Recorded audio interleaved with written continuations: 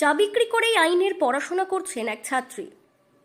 এক আইন পড়ুয়া ছাত্রী তার পড়াশোনা চালিয়ে যাচ্ছে চা বিক্রির মাধ্যমে।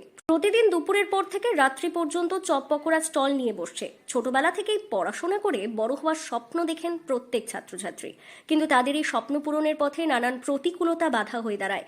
নিম্ন মধ্যবিত্ত বা গরিব পরিবারের ছেলে মেয়েদের কাছে উচ্চশিক্ষা বর্তমান সময়ে অনেকটাই কষ্টসাধ্য, যার অন্যতম কারণ উচ্চশিক্ষা অনেকটাই ব্যয়বহুল।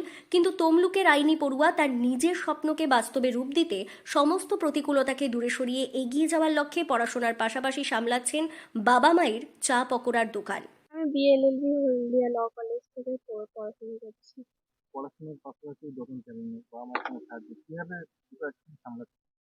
বাবা মার পাশে দাঁড়িয়েছি কারণ সব দিকটাই আমাকে অ্যাডজাস্ট করে চলতে হবে, কারণ বাবা মার পাশে দাঁড়ানোটা সব থেকে বেশি জরুরি, কারণ তারা আমাকে কষ্ট করে একটা এত বড় জায়গায় তারা নিয়ে যাওয়ার ছোটবেলা থেকে মেধাবী তমলুকের অর্পিতা মাইতি ছোট থেকে স্বপ্ন ছিল লয়ার হওয়ার।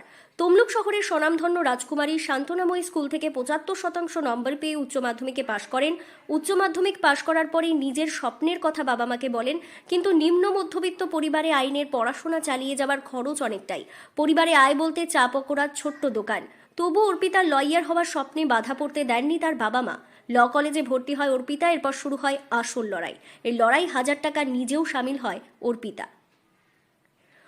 প্রতিদিন কলেজ করতে যাবার পাশাপাশি বাবা মায়ের চা দোকানে বসে দোকান সামলান। প্রতিদিন সকাল 8টায় ট্রেনে করে কলেজে যান, আবার বিকেল 4টায় ফিরে এসে চা পকোড়ার দোকান সাজিয়ে বাবা মায়ের সঙ্গে বসে পড়েন দোকান সামলাতে। রাতে দোকান গুছিয়ে বাড়ি ফিরে পড়তে বসা। নিজের স্বপ্ন পূরণের লক্ষ্যে প্রতিদিন এই রুটিন ফলো করছেন অর্পিতা। এ বিষয়ে তিনি জানান, ওকে তো করতেই হবে, আমাদের পাশে দাঁড়িয়ে থেকে করতে হবে, কেন আমার তো একটি মেয়ে আর বয়স হচ্ছে, ওকে ওই আসে আমার সঙ্গে হেল্প করে দিচ্ছে, না আসলে আমি খুব কষ্ট পাই আর কি, একা সামলাতে পারি না। এই জন্য ওকে বলছি তুই কলেজ করে পড়াশোনা কখন করে? পড়াশোনা সন্ধ্যেবেলা করে, তো সকালে উঠে কলেজ চলে যায়। আইনের পড়ুয়া হয়ে বাবা মায়ের সঙ্গে চা করে দোকান সামলাতে বিন্দুমাত্র লজ্জা বা দ্বিধা নেই। আইনের পড়াশোনার পাশাপাশি বাবা মায়ের সঙ্গে প্রতিদিন দোকান সামলাতে হয়।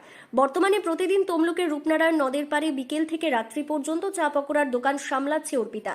প্রতিদিন বিকেলে মাকে সাইকেলে চাপিয়ে নদী পাড়ে এসে দোকান পেতে বসেন, আবার রাতে দোকান গুছিয়ে বাড়ি ফেরা। বর্তমানে স্টুডেন্ট ক্রেডিট কার্ড থেকে প্রায় 2 লক্ষ টাকার বেশি ব্যাংক লোন নেওয়া হয়েছে। একদিকে পড়াশোনার চাপ, অন্যদিকে মাথার উপর ব্যাংক লোনের বোঝা। সঙ্গে পরিবারের পাশে দাঁড়াতে চপ পকোড়ার দোকান সামলাতে নিজের লক্ষ্যপথে এগিয়ে যাচ্ছে অর্পিতা। পূর্ব মেদিনীপুর জেলার তমলুক থেকে সৈকত শ্রীর রিপোর্ট, লোকাল 18 বাংলা।